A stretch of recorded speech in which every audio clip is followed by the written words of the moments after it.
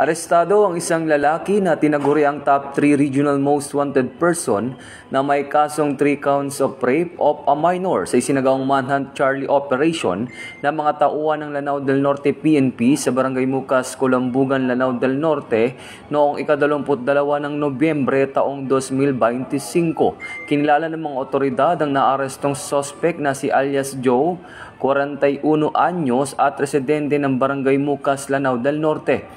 Inarestong suspect sa bisa ng warrant of arrest para sa 3 counts of qualified rape of a minor na binaba noong November 21, 2025 na walang inirekomendang piyansa.